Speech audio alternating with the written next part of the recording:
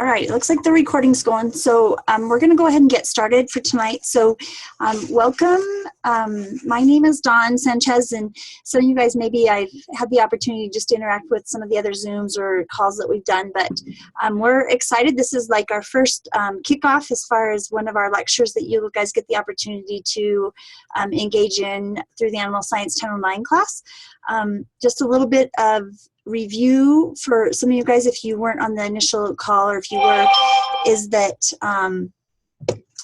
these will be recorded, so you can even yourselves go back and watch them yourself, or they're recorded for other kids to go back and watch on their own time. And so that's kind of the way that we'll work through the process over the course of the next year as you guys complete all the lectures, is that hopefully we encourage you to become active on the live session so you have an opportunity to interact with the presenters. However, if you do miss them, you can go back and watch them when you guys have time to watch them.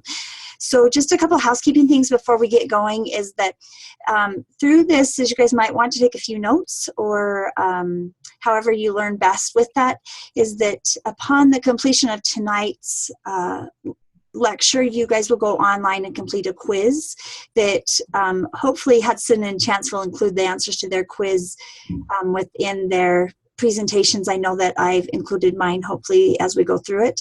And then you do complete that quiz through the WyoLearn.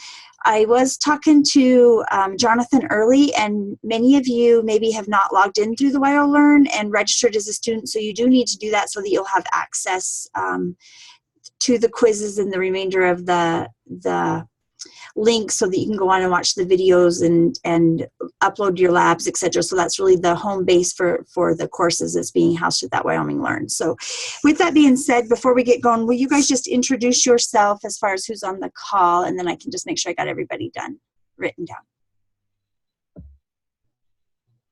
Make sure you unmute yourself.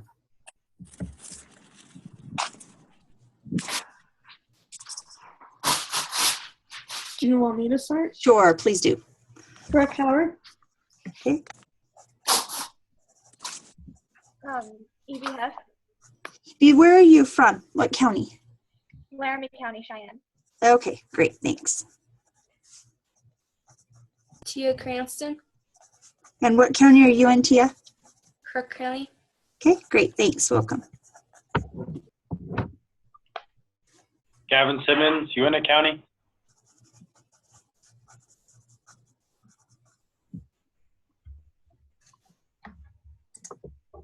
Morgan Sanchez, Uinta County.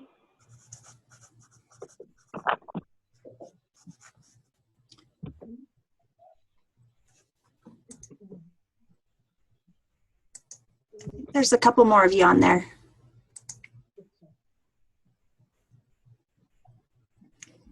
Somebody under Chamber. Is that you, Garrett? Can you hear us? It's Robin. It's Robin. Oh, okay, I didn't know you were getting on Robin. I thought maybe it was Garrett. Sorry, Garrett's at a basketball game. Okay, sounds good. Playing a basketball game. Fabulous. Okay, and what about Megan? Can you still hear us, Megan? Yeah. Do you want to introduce yourself? Megan Lim, Uinta County. Okay, great. Okay, so are we missing anybody else on there as far as students? Okay, great. So tonight, your guys' lecture is going to be broke down into 3 components because of the fact that we're covering breeds, and this year's focus is on beef, poultry, and rabbits. So there's 3 of us that will be presenting each a different component part of that. So with that is that the other 2 presenters with us is, one is Chance Marshall, and he's the ag and hort educator from Fremont County, and then he'll be covering the beef breeds. And then additionally we have Hudson Hill, who is from Lincoln County, and he's an ag and hort educator as well. So I will tell you, we're excited to be doing this. We're excited to get this kicked off with our first Zoom and go through the lecture. So with this, please know that we wanted you guys to be live and have the opportunity to ask questions and interact with these presenters. So as they go along, if you have questions, just be sure you unmute yourself and you can ask your questions. If you're not talking, you'll stay muted. That just helps keep the background noise out of it. And then at the end of each of their session, they will also have an opportunity for you guys to ask some questions. So with that, I'm just going to turn it over and we're going to start with Hudson, and he's going to roll with the poultry portion. I put him on the spot to be first. Well, that's all right. Actually, I've got to go pick up kids, so that works really well. Fabulous. Can everyone hear me? Yeah, give him a thumbs up if you guys can hear. I got a thumbs up from Chance. I'm worried that it's going to be taped. Can you delete out all the swearing that Chance does when he presents and stuff? I'm worried that that's all going to be caught on tape. So should I just go ahead and share my screen and do it then? Yes, please. Okay. So when I'm doing this, okay, so if somebody asks me a question, where am I going to see it, Dawn? Oh, you gotta unmute yourself. They're going to do it via voice, or it would be in the chat box, and I'll watch that chat box as we roll along. Okay, so I can't see the chat box. That was my real question. So you guys, we've got people from 3 or 4 different counties, Uena, Laramie, Crook. I'm an old high school teacher, so I'm going to ask you questions. I'm going to expect answers back.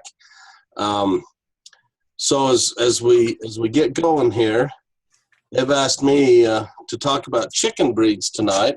So I'll give you just a little overview of kind of chickens, and we'll talk about what breeds are out there, what type. Well, first we're going to talk about what types are out there. Then we'll talk about some breeds. We certainly won't cover all the breeds. There are hundreds and hundreds of breeds, but we will talk about what qualifies within a breed. So Don mentioned my name's Hudson. Go ahead and stop me if you have questions at any time. It's really good to be on this first class. I'm excited for this and to see how it works. So as we get going here, here's my first questions for you. Why would you or anybody else want to own or raise chickens?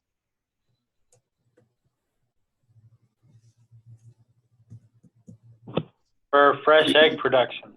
Okay, egg production. Why else? It's also one of the main meat products. Thanks, Morgan. Eggs, meat. Okay, you guys got the production ones. What other reasons are there out there? Natural fertilizer. Fertilizer. Good one. Who was that? Evie, nice job. Also, pest control or insect control. That's another really good one. Who was that? Ian. Ian. Are you in Sorry, County? I joined late. What? Oh, what county are you in, Ian? Uinta. Oh, okay, Ian. That was good. That was a good one. That's a main one. Any other ones out there you guys can think of?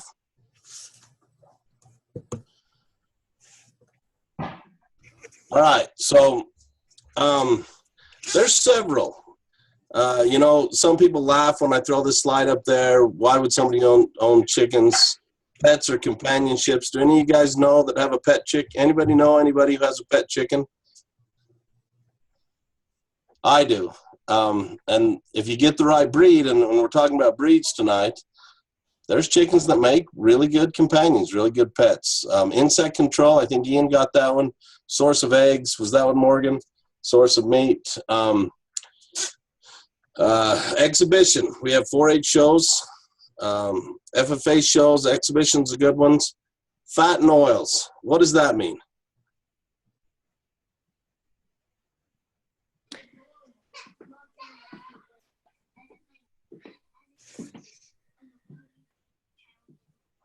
I need to be able to ask people the questions. Come on, Uena County. What does fat and oils mean? Why would we have chicken for fats and oils? I think it could either be like nutrients for other animals, or it could be, I know with sheep and that we use it for moisturizers and things like that. So when you do your meat birds, you can make your own broth. And that, everybody buys chicken broth and makes it, almost every soup you eat has a chicken broth starred in it. You can make your own fats and oils. Aeration, somebody got that one. Natural fertilizers. This last one is something that I've added. You know, I've done poultry classes in almost every county in Wyoming, and to participate in something that sustains life. A lot of people like having chickens for the reasons that you guys mentioned, but I had somebody give me this answer in class, and I really like it. So you might wonder, so here's why I own chickens. These next 3 pictures. This is my house. This is my backyard. The other one was in my garage. This is my boy. He's a little older than that now. But, you know, I raise chickens to help me raise my kids. It's a really good project to do, and that's why I have chickens. So you might think it's interesting why I would talk about the reasons to have chickens. But the reason that I started the presentation today about that is that it's really important to know with poultry why you want to have it, just like with a cow or anything else. You know, Chance is going to talk about beef breeds, but if you wanted to own a cow for milk, he's probably not going to mention any of the breeds that you should probably have. And it's the same with chickens. You really need to know why you want a chicken to know which chicken to have. If you wanted a chicken for a pet or a companion, there's chickens. They're called silkies or cochins, and their feathers are every bit as nice as petting a cat, maybe even nicer. And that's why they call them silkies. They have really nice personalities, and so that's why I started the presentation and the conversation that way today. So this would certainly make a good quiz question here. Different types of chickens. I'm going to mention 4 different types of chickens. These aren't breeds. These are types. There are lots of breeds. Well, there's lots of breeds within most of these, except for the meat one. But there's really 4 types of chickens when I talk about them. There's the meat birds, and I'll go back here. You know, these are meat birds. These are Cornish crosses. My kids do a bunch each year to put in our own freezer, and they sell some to the neighbors, kind of a thing. These are meat birds, and they're specifically raised for meat.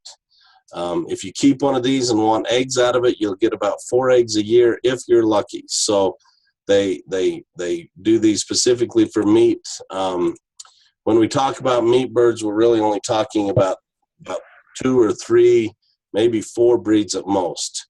Then there's layers. Layers make eggs. Most of my presentation is going to be talking about layers and different reasons you'd have layers and the different breeds, and we'll go through that. But layers are all about eggs. Anybody out there, what's your somebody tell me their favorite breed of chicken? For eggs. Well, for anything. Favorite breed of chicken? Wyandotte. A Wyandotte? Who is that? Morgan? Evie. Oh, Evie. Wyandotte's an awesome choice. Is that all we got? Sicilian buttercup.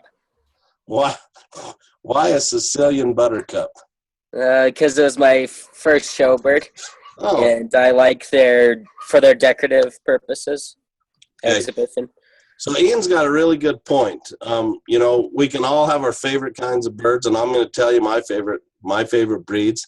We can all have our least favorite breeds. A lot of people's favorite breed is my least favorite breed, and so we'll talk about that. My third type of chicken would be a dual-purpose chicken. You know, that's pretty self-explanatory. It would be a bird that would be used as for eggs and meat.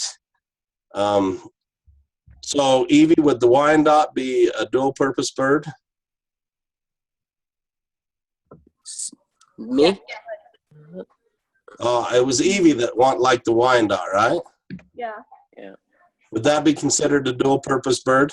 I would consider it a dual-purpose bird. Yeah, it is. Yep. A Wyandotte's a bigger-bodied bird, and it's considered a dual purpose chicken. You know, when I do classes, I tell people, if you want eggs, get layers. If you want meat birds, get meat birds. I don't necessarily think that the dual purpose birds make the best meat birds, but they do make meat. So the fourth type of chicken is, I'm going to label here as bantams. They're the smaller birds, and you can find the different things within the bantam type for the different things. They'll lay eggs, people eat them. The bantams are bantams get shown more, and they're used more for like Ian was talking about, for the way they look and act and to have around. Their eggs are small. Their eggs are smaller. They're smaller birds, so their meat properties don't work as well. But a lot of people really like bantams. If you have a smaller yard, bantams make really good pets and companions. So, any questions on the types of chickens?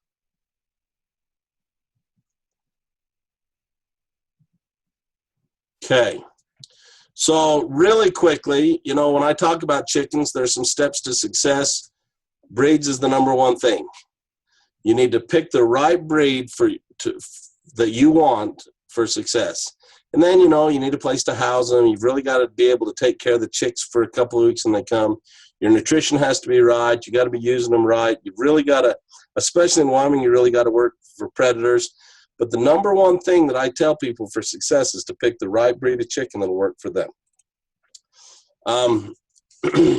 There's lots of information out there about chickens. You can get on some of the chicken forums, blogs. There's some natural chicken magazines that'll tell you, to heat your birds and to make sure that they don't go below zero. And so I always qualify my presentations telling people that I'm a productionist.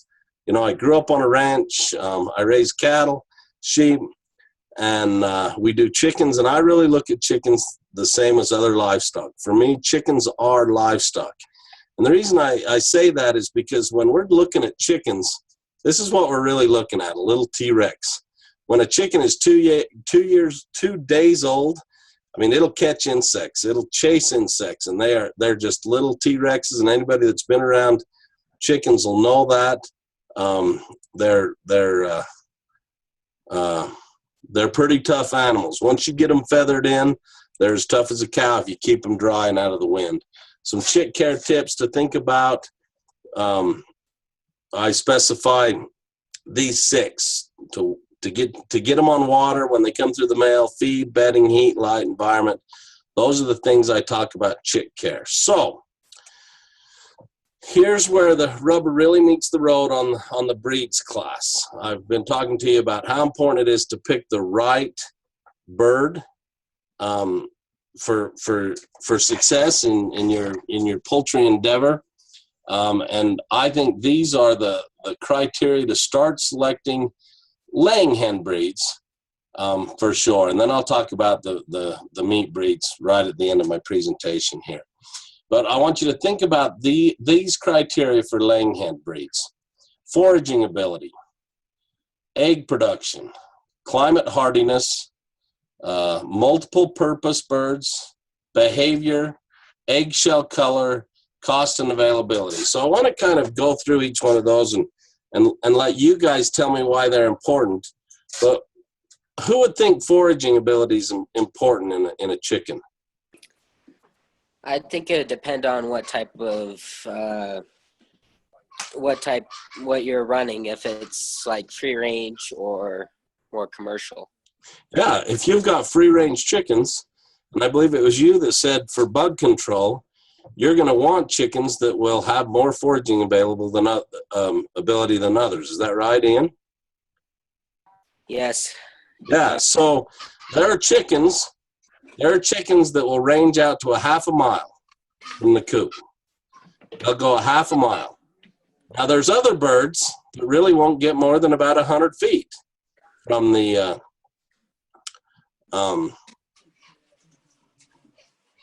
coop. So it's important if foraging is an important part of your operation, it's important to get the right kind of chicken. So who was it that thought egg production was important? Gavin? Okay, Gavin, what do you think's important about egg production? What do you want in egg production? Grade A eggs, just being able to depend on the chickens to lay a good amount of eggs. Okay, Gavin, is the color of the egg important to you? No? So if you're going to sell backyard chicken eggs, is it important to anybody else? Probably for consistency. If you're gonna sell eggs at a farmer's market, do you want white eggs? No.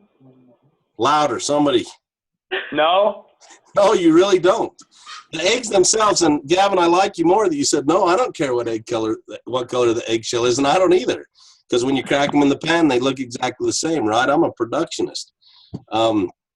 But some people really do care about the color of the egg.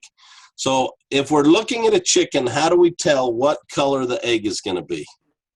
You look at their earlobes. Thank you, Ian. The color of the earlobe on a chicken will tell you what color the egg's going to be in almost every breed. Now, there's the one breed for sure that'll actually lay different colors of eggs. Sometimes they'll be pink, sometimes they'll be blue. But the earlobe tells you what color of an egg that chicken's going to lay. Does anybody want to throw the BS flag on that? Okay. Climate hardiness. Why would that be important in Western Wyoming? It's cold.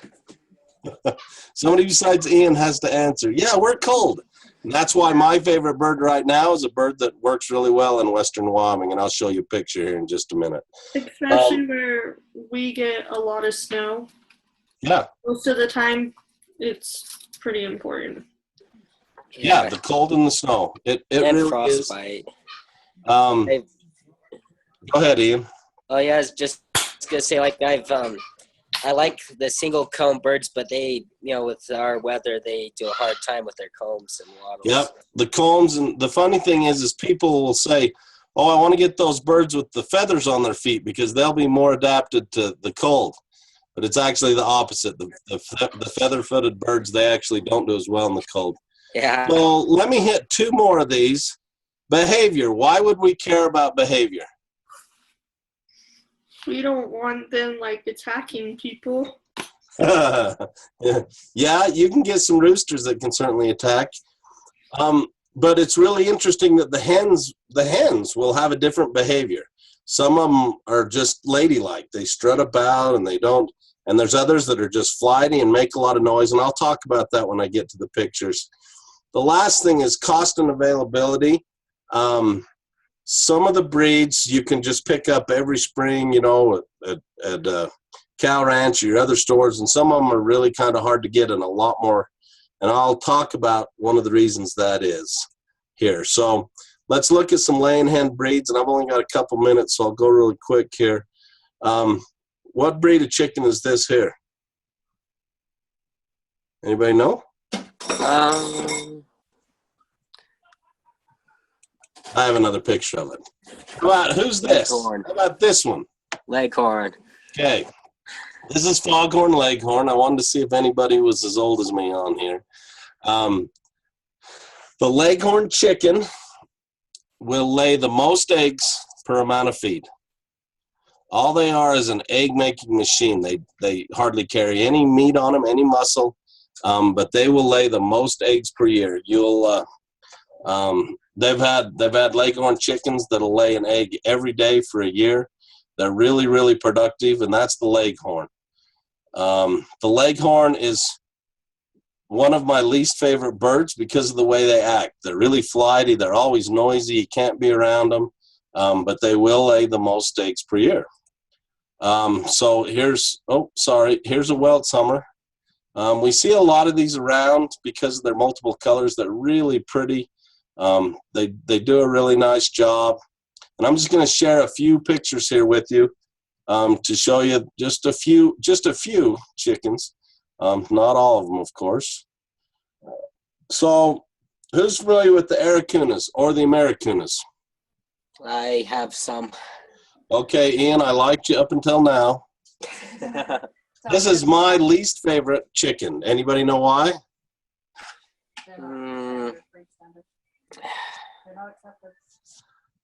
So I gave you a hint up front. I'm a productionist. Yeah, they're a little funny on the eggs. They've been reliable. They lay really cool eggs, don't they? Yeah. They call them the Easter egg chicken. They'll lay pink eggs. They'll lay blue eggs, but you only get a couple of eggs a week, maybe 4. So a lot of people really like them because of the color, but I don't really care. I'm with Gavin. I don't really care what color the egg is when it comes out. The Barred Plymouth Rock, it's really a cool chicken. I like the chickens that are multiple colored on their feathers. They're really prolific layers. They do brown eggs, and we see a lot of them around. And so I think you've probably all seen a Barred Plymouth Rock. I want to talk about 2 different breeds here really quick. The Black Stars, then my next slide is the Red Star. The reason I want to talk about these is because right here, can you guys see my cursor on the screen? Yeah. Okay, so these are sex-linked chickens. And what that means is that it can be sexed by the color of the feathers.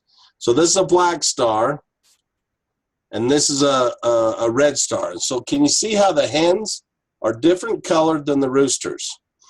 So one of the things in the brooder houses is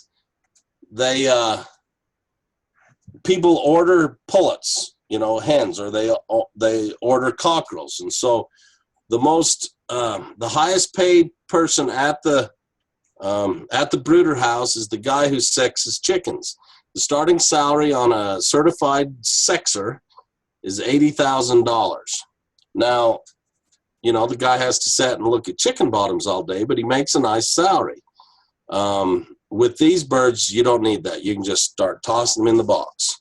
So when we talked about availability and cost effectiveness, these are probably the birds that you'll find the most of, and they'll be the cheapest.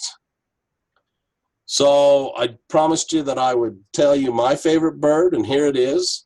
The Buff Orpingtons, they are considered dual-purpose birds. They're rather big-bodied. They lay a lot of eggs, but they're just gorgeous. They have a soft pink skin. They have this, when the sun hits them, their feathers are just gold. And the reason I like them isn't necessarily because they're gorgeous. It's because they're really nice to be around. You can walk around them. They don't make much noise. And they're really good, and they're really good winter type of birds. So I really like the Buff Orpington. I thought I would throw a Marron in here. I'll bet you nobody here has actually seen a Marron. But if you were really into... I have some. Yeah, I do too. Some? Who said they had some? Evie? And Ian. You both have them, huh? Yeah. So the Marrons lay really cool dark eggs, don't they? Yeah. And the eggshells are really hard. So if that was something you wanted, and the one thing about them is, Wyoming lets you certify your own eggs, so you have to candle them. These eggs are actually too dark to candle right, but they are cool eggs. So the Marrons are usually harder to find. Did you guys get them out of? I'm forgetting the chicken place that you order eggs out of. Hatchery. Yeah, which hatchery? I went through Myers, I think. Huh. So the chicken that I'll end up with here is one that everybody's seen. It's the Rhode Island Red. It's really famous, a famous brown-colored eggs. These birds will kind of do it all. They don't forage too far, but they're really good foragers. They lay a lot of eggs. They're actually a crossbreed. They have leghorns in their breeding. They're cool colored. They act pretty decent. They're fun to show. The Rhode Island Red is really a multifaceted bird that works really well. So if you're interested in more of the breeds, the APA, the American Poultry Association, has all the qualifications on birds. The one thing I want to say is there are hundreds of breeds, and they've been domesticated for hundreds of years. You know, they were jungle fowl originally. And here's what determines the breed. Every breed has a size, a plumage, a color. Ian mentioned the comb types. They have a skin color. Certain breeds have a number of toes, the amount of feathering, egg color, and place of origin. This is what determines the breeds. And so if you went to the APA, you could see different breeds and what breeds are actually recognized in America. There's some breeds that are around the world that aren't even recognized in America. Is there any questions on that? Is there any questions before I move forward? All right. So I said I would mention the breeds of meat birds. Really, there's only really the 3 different types of meat birds. This is my backyard. These are Cornish crosses. This is a Cornish cross. There's Red Ranger birds. They take about twice as long as the Cornish cross to raise, but they're a lot easier to raise, and they'll eat more grass, and they'll get out. And then there's another multi-colored bird that they're calling it's kind of a heritage bird. They're calling it a rainbow. That I saw one last year. And so really when we talk about meat birds, we're only talking about a couple of breeds. So I'm out of time. I think you guys can still see me actually. But are there any questions? Yeah, I was curious about, with meat breeds, what about Red Ranger? Do you think those are any good? I've tried to use them before, but... What did you think of them, Ian? Well, I had 2, and the predators decided they were the meat birds, and they took them. Okay, so I've killed thousands and thousands of these Cornish crosses. You guys can still see my screen, right? I've killed a few hundred of the Red Rangers. The Red Rangers are a different bird. They really put a nice carcass into the freezer. It's different than the Cornish crosses. The breast is different shaped. It's longer. It's a longer keel bone. And so it really depends on what you're after. I really like the Red Rangers in Western Wyoming. You know, they're a lot hardier bird. You don't have to worry about altitude. They'll get out and they take longer to feed, but they eat less feed in the end. I mean, they take almost twice as long to feed. But they eat less than half a day what these white ones will eat. So, you know, there's a little pigment in the feathers, so it's a little harder to get all of the feathers out of them when you process and put them out of the freezer. But the Red Ranger, for what it is marketed as a more hardy bird that is easier to raise on grass and bugs and stuff, and it absolutely does it. I really like them for that. So, thank you. Any other questions? What about bantams? Be a little more specific. What about them? I know we didn't touch very much on them. Can you just give a little?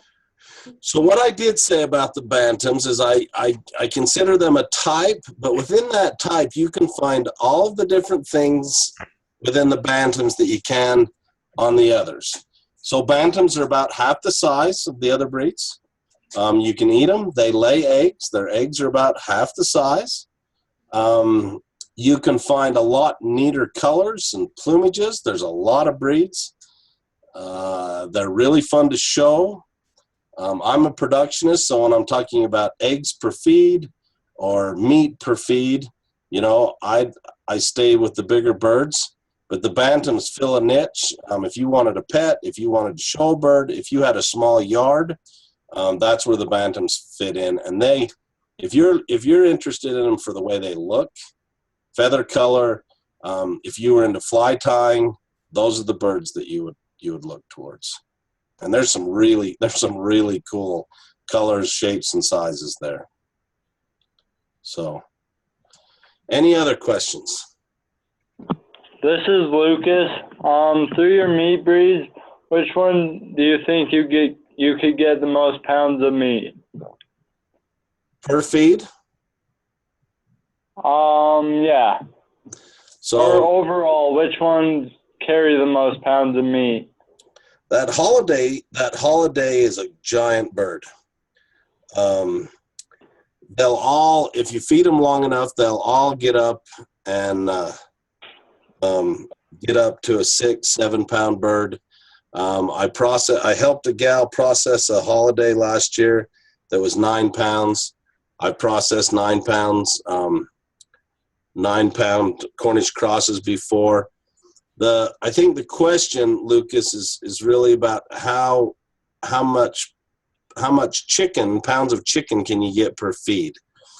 And that really kind of is what size of bird do you want?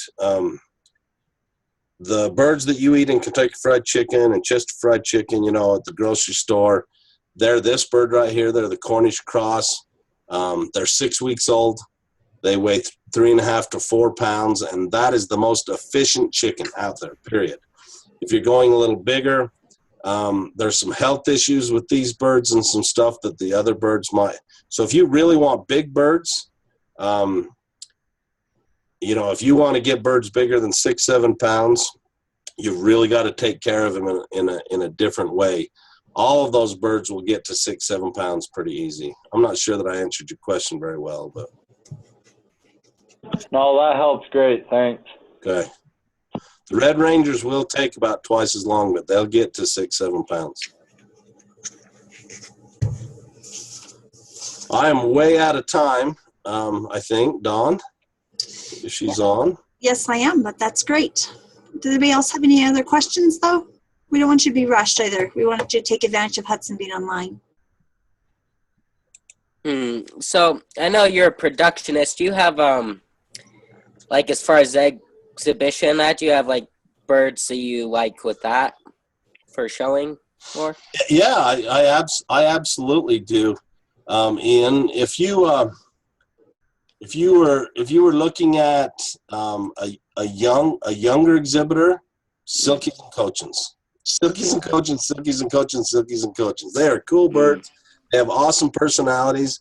For bigger kids, depending on what they liked, I would go with bigger birds. I mean, there's some neat birds out there. You know, I mentioned the Rhode Island.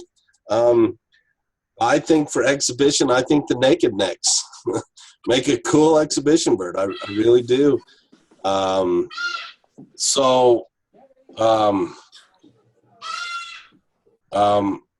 favorite is the Buff Orpington, and one of the reasons I like them is the way they act.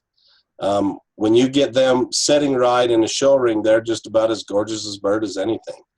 And then it just really depended on, you know, what colors you really liked. Was it Evie that mentioned the Wyandottes? I mean, there are some really cool multiple colored Wyandottes. And then if you went into the others, if you go into bantams, there's just all kinds of colors, shapes, and sizes. So, but those would be my favorites: the Silkies and Cochins, the Buff Orpingtons. Naked neck birds are something really interesting to have at exhibition. Yeah, thank you. Sure. All right, one last call. Any other questions? All right, well, thanks, Hudson. We appreciate you tons for doing that. Oh, yeah, thank you. Thank you. Thanks for all your participation, you guys. So we're going to move on. If you can start sharing your screen. Beautiful. There we go. I've been trying to figure out what I needed to do. Fabulous. All right, that sounds great. With that, we're going to roll on, and we're going to move with Chance as he gives a presentation on beef breeds. You're muted, Chance, too.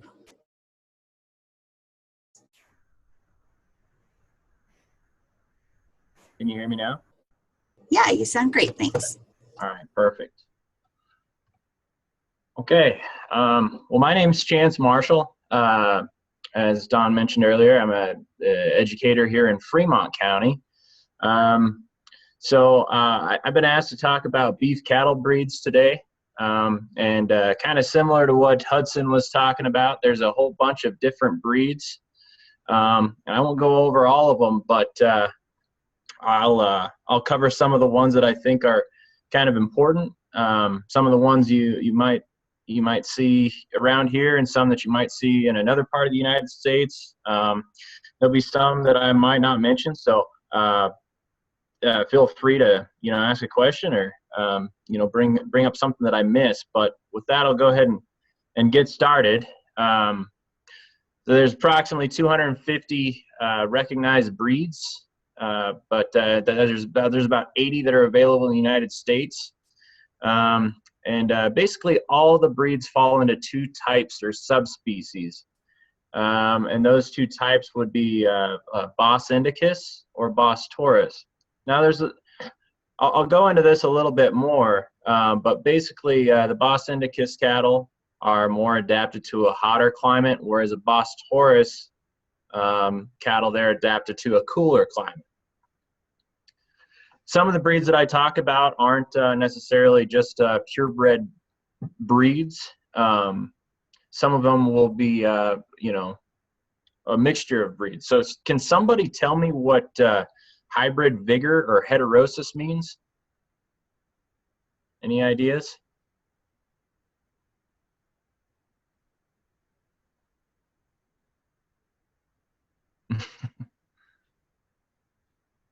No ideas?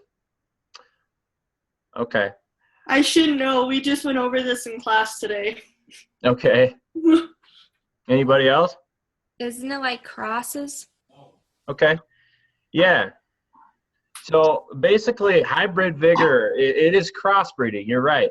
The definition of it is the improved or increased function of any biological quality in a hybrid offspring. So basically what that means is, sometimes like if you mix an Angus with a Hereford, both of them have good qualities, and maybe, fertility is one of the traits that's good in both of the breeds. But if you mix them together, that mixture of a black baldy might have a little bit better fertility. Does that make sense? So it's the improved or increased function of any biological quality of hybrid offspring. That doesn't necessarily mean it has to be with fertility. It could be growth or marbling or hardiness during the winter time or, in the heat. But crossbreeding, and taking advantage of hybrid vigor is a big reason for a lot of these breeds that are available. So I think this is pretty important to remember what hybrid vigor is. And I'll go through some of the examples more as I go through the presentation. But here, I got another question. I'm sure you guys have seen this whenever you're at a restaurant or something, certified Angus beef. What do you think certified Angus beef, what is it? I mean, obviously we know what the Angus beef breed is, but what is certified Angus breed? Or beef? I think it would be a certification by maybe the Angus Breed Association or maybe the USDA for marbling or something like that. Okay. Yeah. So it could be. Yeah. I mean, it is. It's but is there anything more than just marbling? How does this work? Is it only certain ones qualify, or what do you think? I think it would be what I've seen is always where it's breed specific. So it's like I think it has they have a certain guidelines they have to follow. It has to be purebred, I think. Okay. Does anybody disagree with that? No? Well, actually, so the certified Angus beef, I'll go through it a little bit more, but the certified Angus beef only specifies that they've got a criteria of 10 different things. But basically, here's the important part: the criteria to qualify for this marketing program. That whenever people see certified Angus beef, they tend to think, oh, this must be really good stuff. I'm getting the best quality meat, must be certified Angus beef. Well, in fact, it doesn't have to be the Angus breed that it comes from. The criteria is they only have to be 51% black hided. Okay, so you might have an animal that's not purely black. You know, if you have a purebred Angus, it's probably going to be, you know, pure black or red, right? So just having a 51% black hide is one. And then you're right, Ian, the above average marbling is really important. I think they you know, you've got your prime, choice, select, and standard. And then within each one of those grades, you've got a high choice, a low select, or a low choice, high select. They have to have an average choice to grade certified Angus beef. They've got to be less than 30 months old, so less than, you know, less than 2.5 years old. They've got to be pretty consistent size and appearance. So, so now back to my last slide. Now that we kind of know what certified Angus beef is as a marketing deal, how do you think it's changed the beef industry and the breeds that we're going to look at? Make people breed for more intramuscular fat. Okay, that's one. What about the color of hides? You think we're going to see more black? Probably, right? Because if the qualification is they have to be more than half black, then some of the breeds, you know, they don't necessarily have to be black or red, but you know, there's more emphasis on some of those breeds. Like a black Angus can be, or an Angus can be black or red, but there's obviously more blacks out there than there are reds, right? Well, other breeds are like that too. There's not necessarily each breed has to be a certain color. A lot of the coloration is, you know, genetics, you know, a dominant gene over a recessive gene. So we're going to see a change in the industry of these breeds that used to be a red color or a, you know, a different color. Now that they're kind of changing into black. So if you look at an old beef breeds poster from like the 70s or 80s, you're going to see a bunch of different colors on it. But if you look at a beef breeds poster now, you're going to see a lot more black on there just because of this certified Angus beef program. So that's probably pretty important to remember too. But just going through the breeds, I told you there's two main subspecies, the Bos taurus and Bos indicus. But within those, there's three categories. So the Bos taurus, there's your British breeds, like an Angus, a Hereford, or a Shorthorn. And these breeds are going to be known for their maternal traits, fertility, longevity, milk production. They're going to be a little earlier maturing and generally less muscular than the other category of Bos taurus cattle, which is like our continental breeds, like Simmental, Limousin, Charolais. These are generally bigger breeds. They're going to have, you know, bigger, higher growth rate. They're going to be more muscular, leaner. A lot of these continental breeds are going to be dual purpose, either for milk production and meat production, or they can be used for draft production. You know, these, so within our Bos taurus breeds, we have our British breeds and our continental breeds. Now, the other one, the Bos indicus, is our like a Brahmin. These are going to be our eared cattle. You ever heard people talk about cattle having some ear in them or something like that? Well, these are going to be your Brahmin or your Bos indicus influenced cattle, and they're probably have the greatest genetic influence worldwide. You know, throughout the world, there's a lot of eared cattle. You know, definitely the British breeds, Angus and Hereford, they've got a good influence on, you know, the world population of cattle. But if you really look at, you know, you like India, Asia, a lot of those warmer climate countries, there's a ton of, you know, the more heat tolerant Bos indicus cattle. These cattle are going to be heat and insect tolerant, going to be adaptable to warm environments, later puberty. They're going to be slower growing and less muscling, but they do well in the heat, whereas some of the breeds that I'll talk about won't do as well. So any questions on that before I start going through some of the breeds? I think it's really really important that you remember some of this stuff more so than memorizing everything that I'm going to tell. I'm going to spit out a whole bunch of different breeds at you. But the idea of it is to really remember the ones that the ones that are adapted to cooler temperatures, the ones that are adapted to warmer temperatures, the ones that are going to be good mothers and good meat producers. Remembering those things. So any questions to this point? Okay. So the first one, this is the Black Angus breed. This is a British maternal breed. It is the first in the U.S. registration, and the Black Angus Beef the Angus Beef Association, they claim that the genetics make up about 60% of the U.S. beef herd. So even if they're not purebred Angus or what, the genetics from the Angus breed make up a huge portion of the herd, whether it's 60% or whether that's the Angus Association being proud.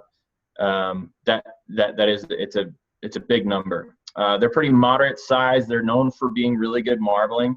That certified Angus beef, an average choice, that's pretty good. It's good quality. And because they've been the first to be registered in the United States, they've been around a long time. There's a lot of good Angus sires out there. They've got a lot of high accuracy data. This means that they've got a lot of sires that have had a lot of progeny, and over the years, just through genetic progress, there's been a lot of emphasis put on this Black Angus breed. It's a good breed. So the black gene for the coat is the dominant gene. The recessive gene would be a red gene, and this is where you see a red Angus. This breed is the same as the black. It's just the recessive color gene.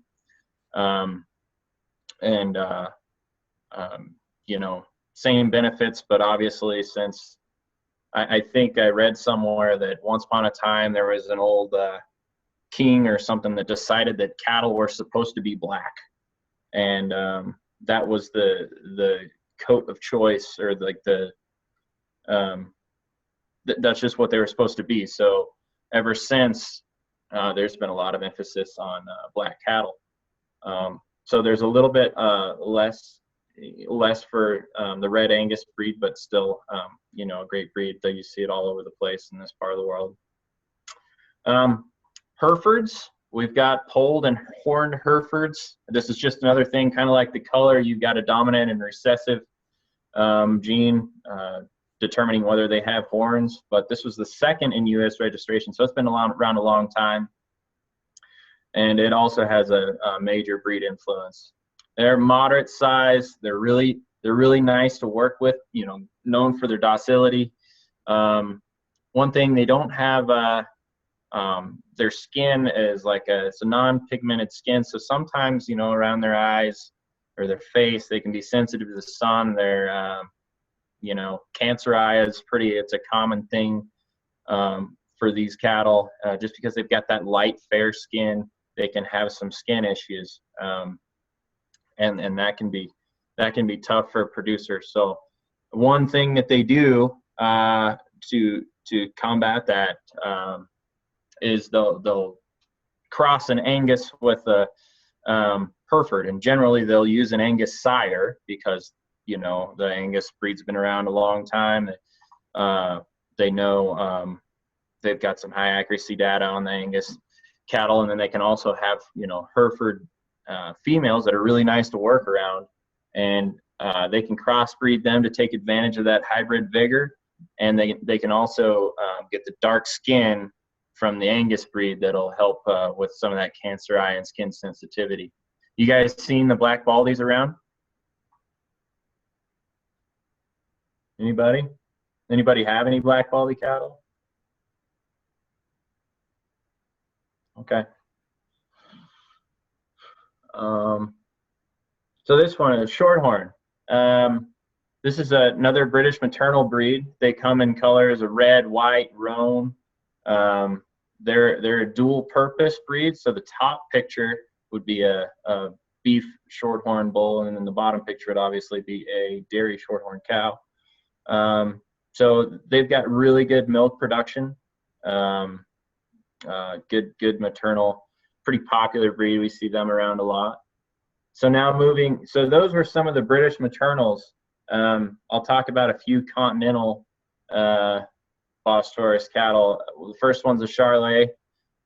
Generally, this is like the sires will be a terminal sire. Like you're gonna breed with a Charolais bull to put some growth and muscle into your cattle.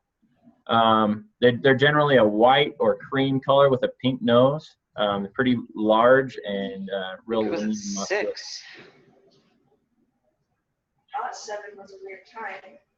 So they'll do the same thing, crossing an Angus bull with a Charolais cow, just to increase growth. People that, this is pretty common for people that are sending a lot of steer calves to a feedlot. If you look at this picture, you can see that the smoky steer, compared to its dam, is, pretty big. You can see there's a lot of pounds of beef that's being produced just by this crossbreed, where if it was just a straight Angus calf, it wouldn't be as big.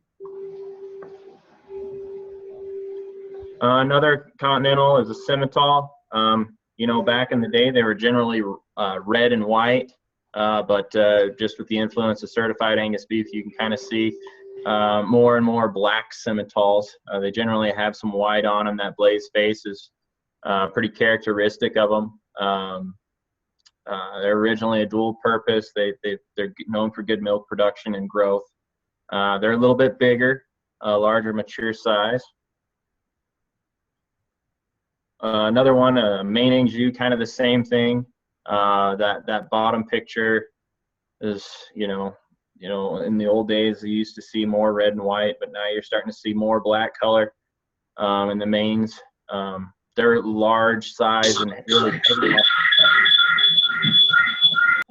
They're known for being, really good feed efficiency cattle, and for their, production, just basically for the pound of feed that you give them.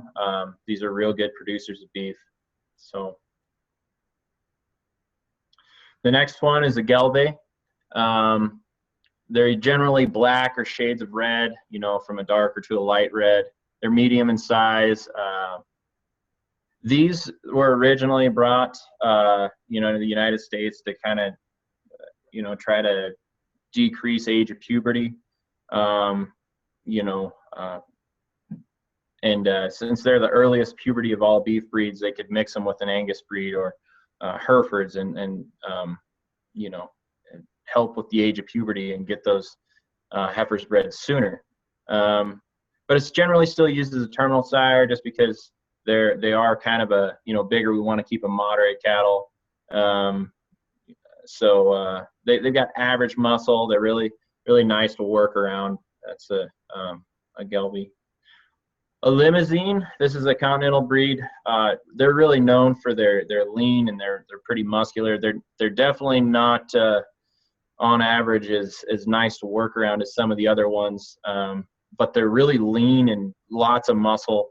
They excel in yield grades, so whenever you hang their carcass or something, you're not going to have to trim as much fat off of them. They're generally black, red, or gold. Kind of this color right here of this bull is pretty much what they look like in general. The next one is South Devon. They're usually red in color. They've got the real curly hair. You can see they're a large frame, but they're big and gentle. They're known for staying in the herd a long time. Their longevity, these cows can stay productive for longer than a lot of other purebreds, and they're pretty hardy. You don't see as much of these as you would some other breeds around here in the United States, but they're still widely used in Europe. Next one is a Salier. It kind of looks like sailor in the name, but it's actually pronounced Salier. And they're either black or dark mahogany red. They're known for being pretty sound conformation and adaptable to whatever environment they're in. But one of their big things is they've got smaller heads and more slender bodies than some of the other breeds, which makes them really good candidates for calving ease. They also have the largest pelvic area of all the other breeds. So you've got large pelvic area plus small heads. These are really good cattle for calving ease. Anybody seen these before? Belted Galloway. I always said these look kind of like they're like Oreo colored. They've got real long curly hair, and they're probably better insulated for the cold than most other breeds. But they generally don't have as much muscle shape. They're good milkers, but yeah, these are kind of cool ones. I like the way they look. I'm not sure from a production standpoint if they're the best all-around cattle for for meat production, but they're good. They're a good breed, good mothers, kind of cool to look at. And these a Wagyu. This is anybody ever heard of like Kobe beef? Has anybody ever tried Kobe beef or Kobe style beef? If you look at that steak, what sticks out to you?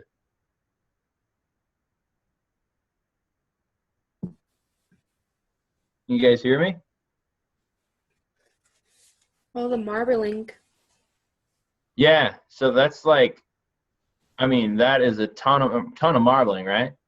It's probably that's more so than you'd find in other breeds. So it's really high marbling. That's really good high meat quality. This breed is either black or red, mostly black, but it originates in Japan, and they raise these cattle a certain way and feed them a certain diet. But the breed itself is just known for really good marbling.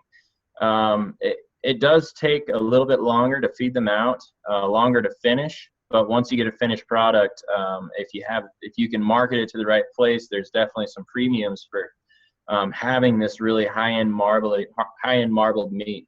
So there's starting to be some crosses between this Wagyu breed and an Angus breed. I didn't include that on the presentation, but definitely to take advantage of the marbling. And if you could get some just earlier maturing, Angus genetics or some other crossbred in there, you can definitely take advantage of that marbling in some way. But the Wagyu's kind of a cool breed. I've never tried any. I'd really like to try some of this meat. And actually, one thing I should mention, this is Kobe beef, but it's only true Kobe beef if it's if you have it in Japan. So if you ever see anything marketed as Kobe beef and you're not in Japan, then it's probably not, because it has to come from a certain strain. They have to go through these certain protocols to be considered Kobe beef, but the breed is the same. So a Wagyu or a Kobe style beef is the same thing, but they just don't have to go through what they do in Japan. Hope that makes sense. So those were just my Bos Taurus breeds. Now I'll just go through a few of the Bos Indicas. There's not as many of these, but these are cattle you're not going to see as much of around here, but you might down south in Texas or Florida or other countries. So here's a Brahman. It's just you can see they've got that distinct hump and the loose hide. Those ears droop down. They're pretty heat and insect tolerant. Just naturally, they're a popular breed in the southern United States, but I would say there's the Brahman is used in a crossbreeding system more commonly. They're definitely late maturity. They're going to have less muscling compared to the breeds that I've already mentioned, and they're kind of known for tenderness problems as compared to your Angus beef or Hereford beef or things like that. They're not going to be as tender, but you can cross them with like an Angus, and this is the Brangus breed right here, and it's just a cross between Brahma and Angus, and they've found that like the best combination probably is that 3/8 Brahman and 5/8 Angus. So you got a little more Angus influence in there, but they're going to be solid black or red and polled. They're going to be naturally polled, so no horns. And these are really common in hot and humid areas. Definitely disease resistance involved with these cattle, and you get to take advantage of the quality that you might get from the Angus breed, but then you also get to take advantage of some of the heat tolerance and disease resistance from that Brahman, and still produce a good product and take advantage of the hybrid vigor that way. You can do the same thing with Brahman and Hereford, and so it's the same combination: 3/8 Brahman, 5/8 Hereford. This particular breed is again known for heat and insect resistance, but they're really great maternal cross for hot and humid areas. For whatever reason, these two breeds just click and make a real good moderate, good milking, nice to be around, docile, mother type cows that you don't see the skin problems. They're a good breed for that. Whereas if you look at the next one, this is like a Santa Gertrudis or a Beef Master, which I'll talk about in a minute. But these are more towards beef production. Similar to that breed the Smokies, where you cross an Angus and a Charolais. This is the same thing. The Santa Gertrudis is 3/8 Brahman and 5/8 Shorthorn. They're light or dark red with white, and they thrive in hot climates. They got a real lean carcass, and for whatever reason, these are good beef producers. And the Beef Master is what I was saying, and you've got a combination of 50% Brahman, 25% Hereford, and 25% Shorthorn. So you got a three-way cross here, and they're either light or dark red. Excellent growth and carcass abilities, but does well in the heat still. The Lassiter Ranch, a big ranch down in Texas, they call this breed the profit breed, just because take all the breeds together and taking advantage of all the pros from each of the breeds and still producing good high quality meat. It's pretty profitable down in their part of the world. Obviously, it might not perform the same up in our part of the world with the cold winters, but down in those parts, this is a good popular breed. Well, I mean, just a few points in summary that I wanted to make is there's a lot of different breeds out there for different environments, and combining your breeds can improve performance, and just being mindful that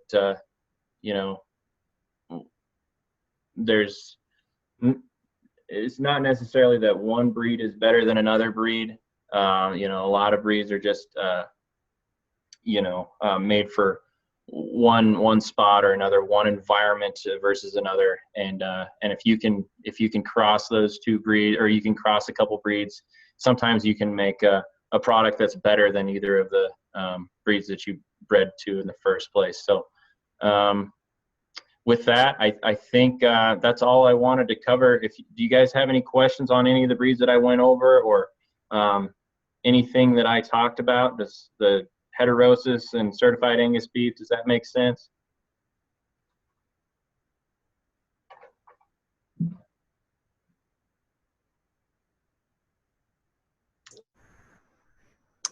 All right, does anybody have questions for Chance?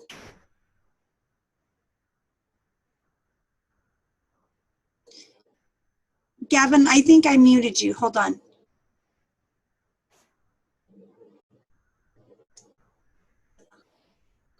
Good. Okay, now you should be able to, Gavin. All right. So do you know anything on the Scottish Highlander breed? That's a good question. So the Scottish Highlander, I didn't include in the presentation. I think generally maybe not used as much from a beef production standpoint. They're a little, you know, smaller in size. They've got a lot of hair, you know, and they actually marble pretty good. So I've heard, but you know, from a production standpoint, I think consumers like to see a consistent product, just like we talked about in chickens, and maybe you know, if we're looking at a ribeye size, or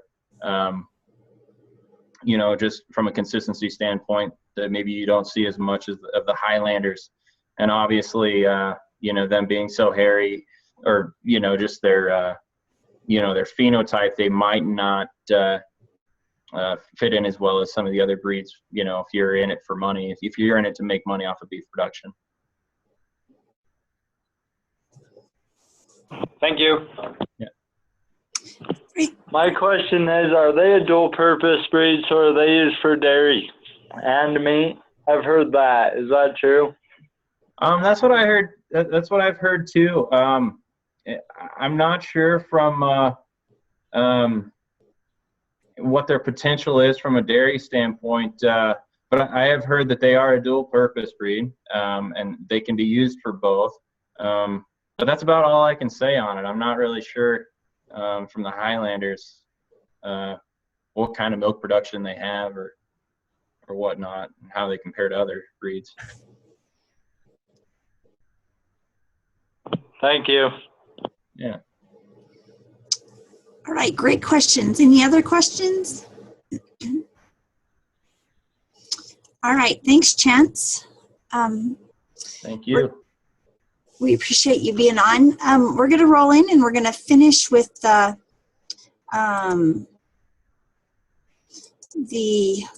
rabbit portion of this as we move along, and we will. All right, let me just get this.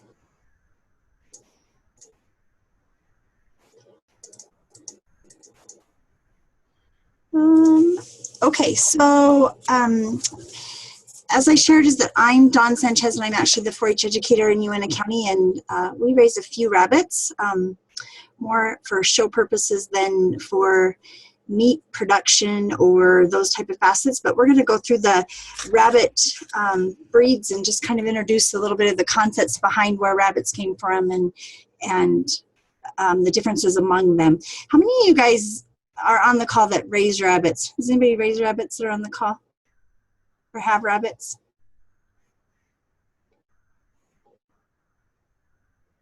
All right, I think there's a few on here that have rabbits, but maybe they're not going to share that. Can you hear me? I can't hear you. How about now? You're kind of quiet, but go ahead.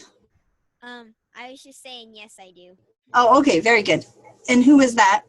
Rebecca? Okay, I'm having a hard time hearing that, but okay. Well, we'll move along, and hopefully some of you guys know a little bit about these and can interact with us as we move. But just a little bit about rabbits is that rabbits are considered mammals. It's kind of a myth, and that's why I guess I included this in this presentation, is that they are mammals because they're warm-blooded, they're nourished by their mother's milk, they have hair, and they have more complex brains. It's interesting because lots of people believe that rabbits were rodents, and so I guess I wanted to start off here is that rabbits changed classifications. Originally they were in the rodent category, and then they were changed to a different order because of the fact that they were actually, scientists figured out that they were more in tune with mammals and they were rodents. And does anybody know why? Like, why do you think they reclassified them? Does anybody have a guess?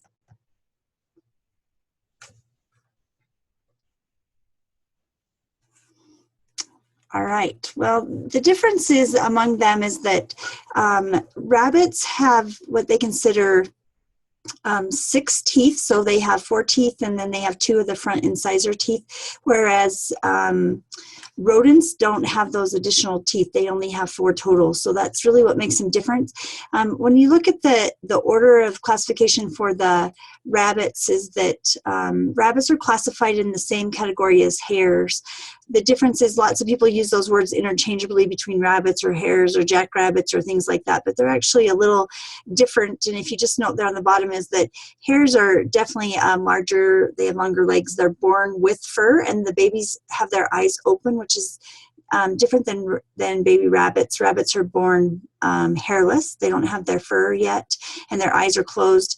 The difference also is hares get up and move immediately, well, pretty close to following birth, whereas rabbits take a little bit longer and depend a lot more on their mothers for that first period of their life. So that's quite interesting just to kind of see the difference, and that there is a difference between them.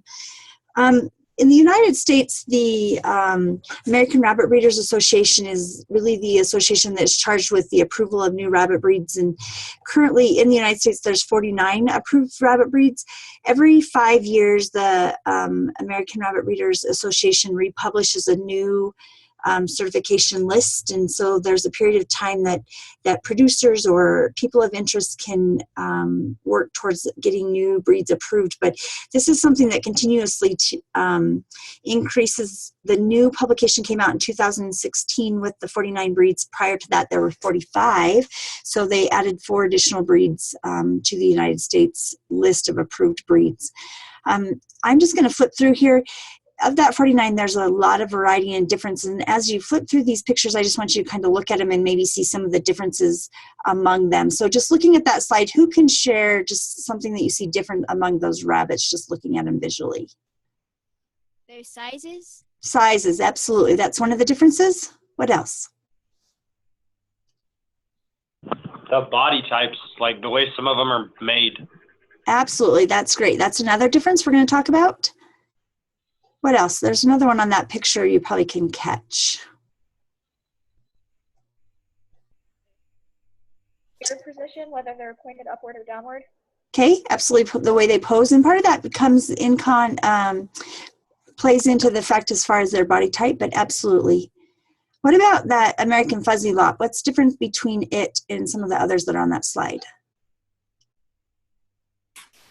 The American Fuzzy Lop is it's a very small breed. It's not usually used a lot for meat or anything. It's mostly show, and it's different because it has long hair compared to the others where they have shorter hair. Absolutely. The fur is on it. That's great. I appreciate that, Brooke. As well as the fact if you look at that head type, right? So the ears are floppy erect. Here's just some more pictures that show a little bit different. On this picture, you can definitely see the difference in size, the difference in ears. It's kind of interesting to see the difference between that English Lop and that French Angora just in reflection to the size of their ear and their head set. The other differences is what's obvious among them. Are they all the same color? No. Yeah, lots of variety within the rabbits, and we'll talk about that in a minute. But so these are the 49 breeds that are recommended or recognized in the United States. As far as there's just a couple more, we'll flip through here. There's just a few on this slide here. So with that being said, is that rabbits are classified by their body size, which is their weight, their fur type, the body type, as you guys said. They have difference in eye color, their head type, and their fur color. So as we flip through these rabbit classifications, that these are really the ones that determine the different varieties or the different breeds, as we say within the rabbit world, is that rabbits are classified as far as either they're small, which is less than 6 pounds, medium is 6 to 9, large is 9 to 11, and giants are 11 and older. Or 11 and older. This is a really amazing picture. I think that this is a Flemish giant, if you guys have never seen a Flemish giant. And this is the largest breed of rabbit that is recognized in the United States. And in this picture, this rabbit is as big as that mini collie. So that's really interesting to see how large that rabbit is. Does anybody have a guess of what the maximum weight or what is as big as they get? Does anybody know how big a Flemish giant gets? Anybody have a guess? 20 pounds. Oh, you're pretty darn close. How about 22? That's probably the biggest they get is around 22 pounds, which is pretty darn big when you think about if you're going to pack that around or lug around that 22-pound rabbit. So this is just a size chart that shows the difference. If you look on the one end is the Flemish Giant, which can get up to that 22 pounds. They're typically somewhere between the 15 and 22 pounds, and then it goes clear down to that Netherland Dwarf, which is the smallest down there at 2 to 3 pounds. And so there really is a huge difference in size. On the previous slide, they have them classified as far as small, medium, large. If you're going to show them and take them into a show, they actually categorize them as 4 class or 6 class, which is in reference to their size as well. 4 classes are showed as juniors and seniors only, and they are the smaller sized rabbits. And then the 6 class are shown as junior, intermediate, senior because of the fact that they have a larger size. The other difference you guys noted was the body type, and there's really 5 types of body type in rabbits. There's the semi-arch, there's a compact. A compact would be something like a Holland Lopped. Commercial, which is more like a meat type, would be in New Zealand. The cylinder one is like a Himalayan, and then the full arch one, if you guys see there, is like a Checker Giant type, or those are some of the types that they are. The other note that you guys said was fur types, and that's absolutely correct, is that they're classified by whether they have commercial type or normal fur, whether they have wool or whether they have Rex fur. So when we talk about the fur and the value among them is that who could guess between those 3, commercial, wool, or Rex, which type of fur is worth the most amount of money if there's a fur market? Do we have a guess? Angora? Angora. You would think that, right? I mean, it's actually the Rex fur just because it's a little shorter, a little softer. They use it to make into garments and things like that that make it worth more value. The other classifications on rabbit is their eye color, and there's really 5 categories. There's a blue, gray, brown, pink, and marbled eyes. It always makes me laugh is that some people say they like types of rabbits based on what their eyes look like. Somebody told me that they didn't like the pink-eyed rabbits as if they kind of are odd looking. So that's just one of the differences among them and the classifications that go along with there. Then in rabbits, as you noted, there was a large variety of colors on those slides that we showed you. And in rabbits, the different colors are actually called varieties. So instead of saying that the color is black, they're going to say what variety is that, and that's a black. And obviously I didn't list them all on this slide because it would have just taken up the whole entire slide, but there's 47 plus different colors of varieties, and so just a few of those is just a basic black, a broken, and then brokens are even broken down into the fact of how much color they have, and is it 10% broken or is it more, and so they're even broken further down into the broken category. Fawn is kind of like a yellow, tan colored, and then red, and then white. So there's a large, and that list just goes on as far as otters and castors and lots of different colors. So really what we want you guys to learn from that is that colors are called variety, and obviously there's a large number of those out there. So one of the questions I think that is important as we think about rabbit breeds and the purpose of rabbit breeds is that why are rabbits raised? And if you guys can look on this slide, is that rabbits are raised, for a large variety of purposes. Is that they're raised for meat. They're raised for their pelt or fur, and you would think that that's a bigger market than it is, and it's not huge. That's obviously not number one reason that rabbits are raised is for fur, but it's one of them. Showing, there's lots of rabbits that are utilized for that. Many people raise them just as a backdoor hobby type of a thing. They're used in laboratory uses or biological functions, research, pets, and natural fertilizers. However, those are the reason why people raise rabbits. There's a difference between the reason why people raise rabbits and the reason why a new rabbit breed would be developed. I wouldn't say that we develop a new rabbit breed to have a different fertilizer type of a scenario. So really the 3 main reasons that the new rabbit breeds are developed is for meat purposes, for their fur, pelts, and for showing. And probably the number one driving force out of those 3 in the United States is what? Who can guess between those 3? Why do you think more rabbit breeds are being developed all the time? Between meat, fur, or showing? What do you think is the driving force behind that? You get people that are being more adventurous with the breeds, like they're more willing to cross like certain hair breeds or meat breeds, stuff like that?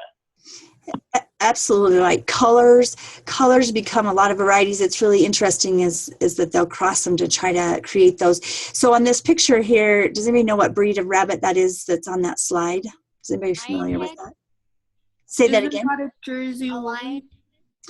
It's actually a lion head. It looks like a Jersey wool. A good guess, Brooke, because it kind of is like that, but it is a lion head. So a lion head is one of the newest breeds that were developed.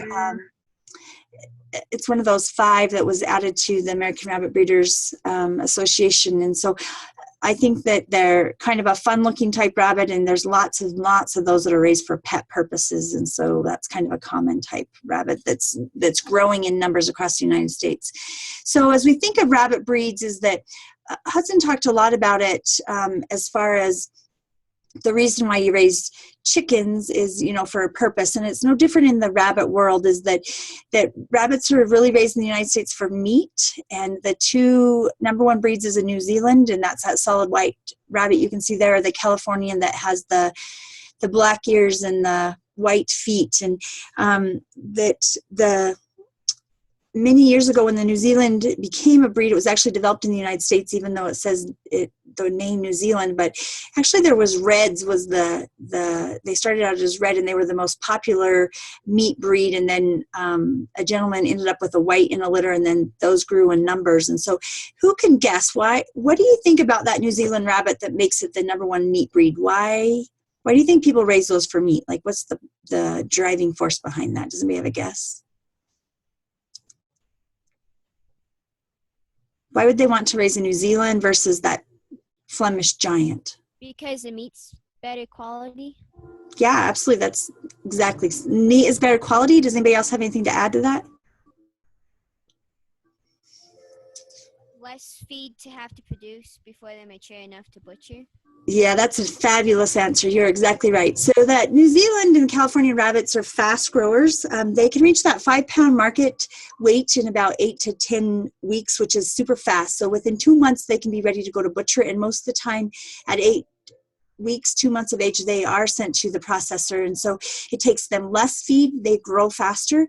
That Flemish giant is that they take up a lot more pen space. They take a higher protein feed, and it takes a lot longer more amount of feed to get them. So when you're talking about the economics and what breed is going to produce the most amount of meat in the shortest amount of time, is that medium size New Zealand, California type rabbit is really high efficiency. The other thing that's interesting is we haven't talked about the fur, but we're going to roll into that, is that, as I said, in the early on when the New Zealand breed was developed, is that the Reds was very common and popular across the United States and was the number 1 at that point. And then it turned, and shortly the whites overtook them because of the fact that white fur is more sought out. There's people that want it because they can actually dye it. And so that's what the popularity of the New Zealand rabbit is that the white come because then it became more of a dual purpose, that they can get them to weight faster and quicker, as well as the fact that fur is worth a little bit more money to them. So that's an interesting fact.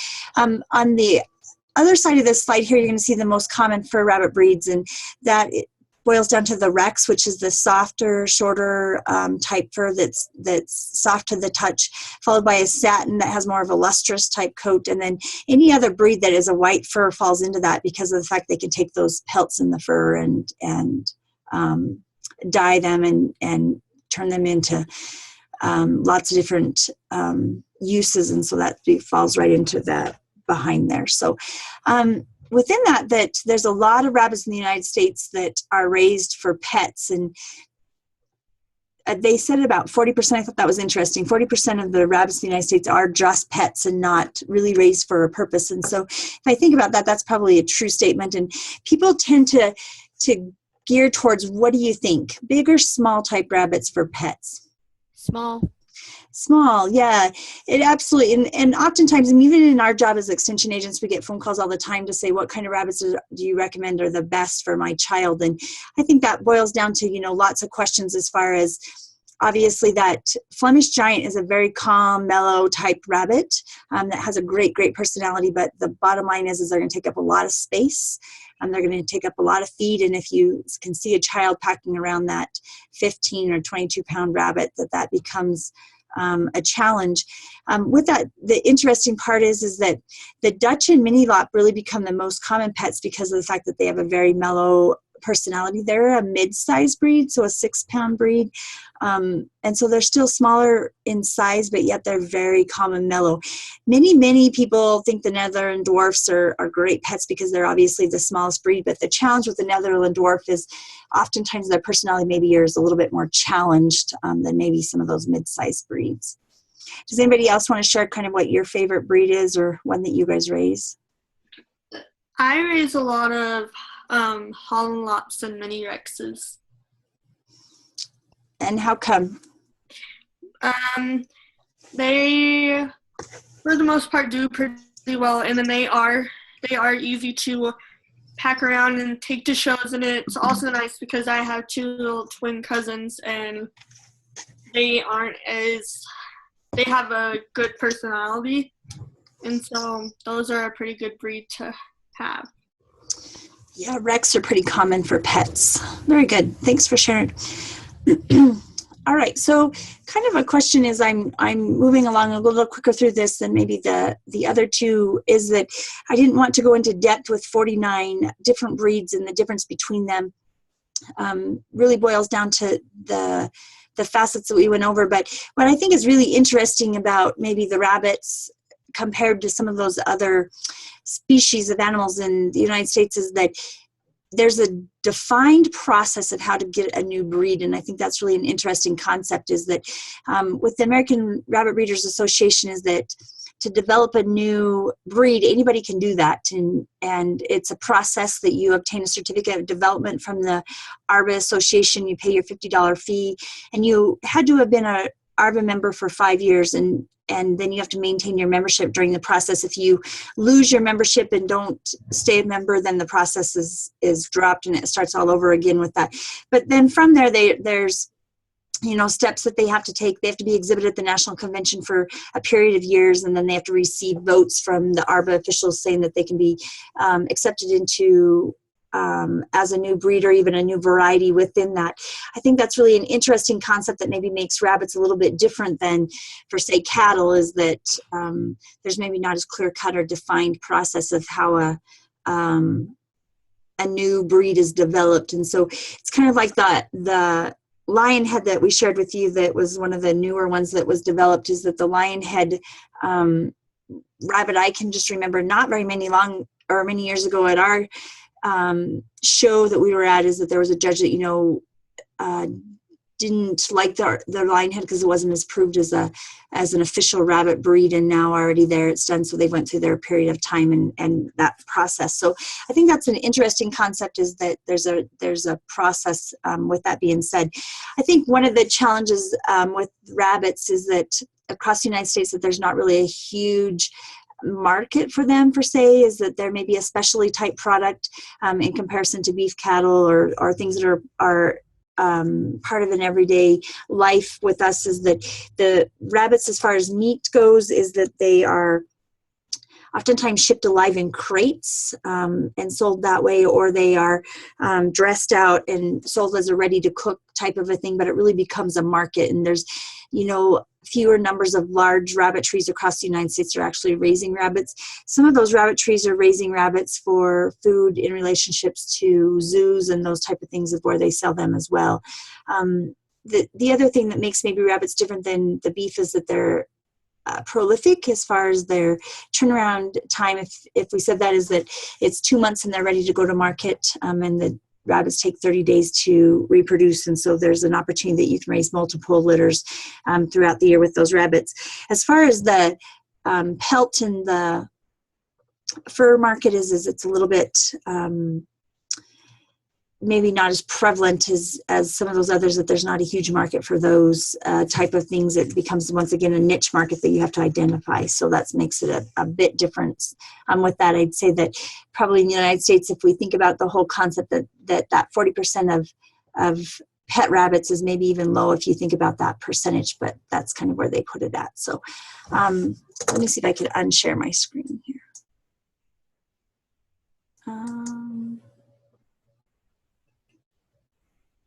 Well, maybe.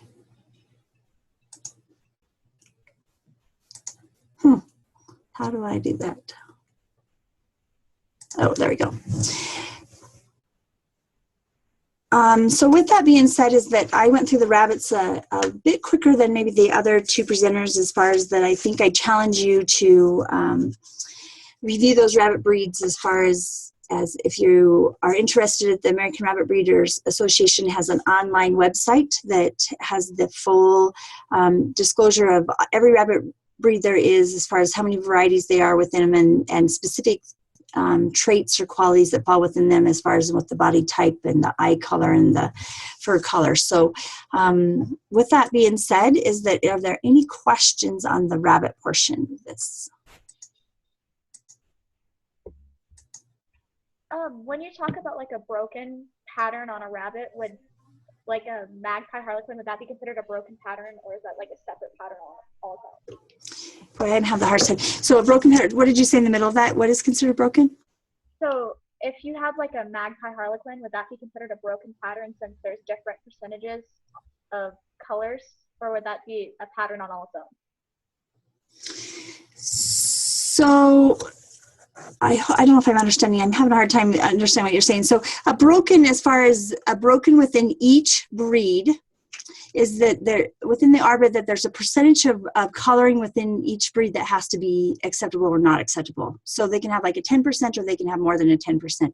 So it depends on the variety. It depends on, as far as whether it's a legal color or not a legal color, as far as where the broken falls within the nose, etc. So each of within those 49 breeds is each one of those individual breeds, as far as whether it's mini Rex or whether it's any of those that have broken as one of the recognized varieties, is the percentage and the pattern becomes different for each one of those. Does that make sense? Yeah. Okay. Other questions? All right. Very good. So we went a little over. We're not too far along with that. I just wanted to take a minute before we log off and just do some general little announcements. Jonathan, do you want to talk just a minute about the Wild Learn once again? And I just had some text questions that were coming in as we were going along, as far as how the kids can get on their Wild Learn account. Yeah, sure. I'm actually going to share my screen. I've got one set up where you're in the Wild Learn course, so you can actually see what it'll look like. Once you go into the Wild Learn, okay, let me back up here. I sent you that email before that showed you how to log in before. When you get into the course itself, when you pick in the modules, here's the different modules you're going to go through. So the first thing you're going to do is you can go click on any of these buttons and play around and look. But you need to go do this Introduce Yourself quiz. That's about you. It's about 5 questions is all. And then right now, here's the quiz that you are going to go in and take on the webinar for Module 1 on breeds. You can just click on Take the Quiz. I hit Resume because I was in there, and there's the questions for today. So just go on in there and get that quiz taken care of. But you should just be able to log into the Wild Learn account if you've logged in for the first time, which I think almost everybody that's on the call tonight already has done that. From there, you can also, while you're in there, you can go see who else is in the course. It's pulling up right here. So you can see everybody else that's in the course and can communicate with them individually if you need to, for whatever reason. So if you see your name on this list right here on the screen, then you're already in Wild Courses. You can log in with that same account that you created and go take those 2 quizzes. One of the questions I'm just going to add is that if you haven't logged into Wild Learn, is that I've been sending out reminders via email list that I have put together with some of your individual emails as well as your parents, just to try to get you guys reminders out. The invite to Wild Learn would have went to your email that you have in the 4-H system. Is that correct, Jonathan? That's correct. If it was what you logged into 4-H online, that's the account you would have included one to.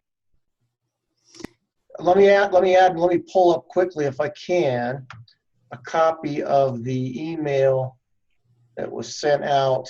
If I can find it real quickly here, guys. It's just a quickly reminder of the email that went out to everybody so that you can see what that email sort of looked like. You should have got an email that looked like this. It walks, here's the the address. Again, this is being recorded, so this will be on the recording if you need another place to go to.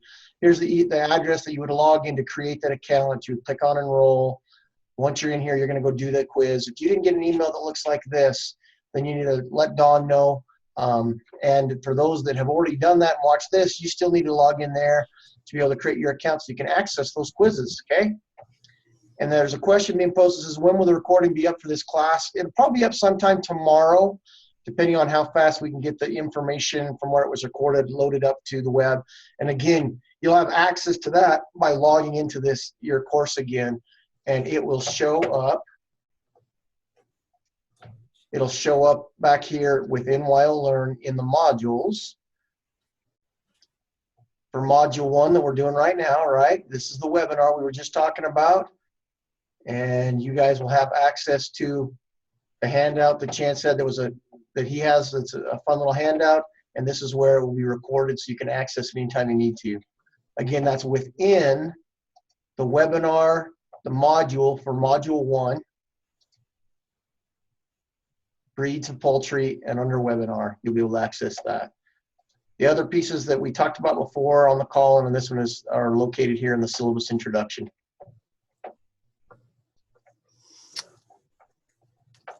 All right, thanks, Jonathan. So just to reflect that for some of you guys that were not getting that email, it might have went to your parents' email or whoever is on the 4-H online. So even though maybe you've got your personal email that you're getting reminders from me about the classes, that's probably where it's going if you haven't found it yet. So just as a note.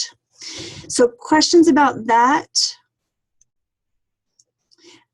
One of the things I guess I did want to share with you that I ask is that I don't know if any of you guys have taken online classes. Sometimes they put a time limit as far as on your quizzes that you have to complete them within 20 minutes or et cetera, and that is not the case on this, is that you don't have a time limit on that quiz. So I guess the reason I'm telling you that is hopefully you took some notes and you can reflect on your notes to help you do good and get a good grade on that quiz. So do you have anything else to add, Jonathan? No, thanks everybody. And go back and get logged into WyoLearn. That's where you're going to want to get yourself comfortable for accessing your future assignments as well. So kudos. This is a great thing to go. Thanks for being here tonight. Go take those quizzes. Thanks, guys. Have a good night. Dawn, make sure you hit stop record.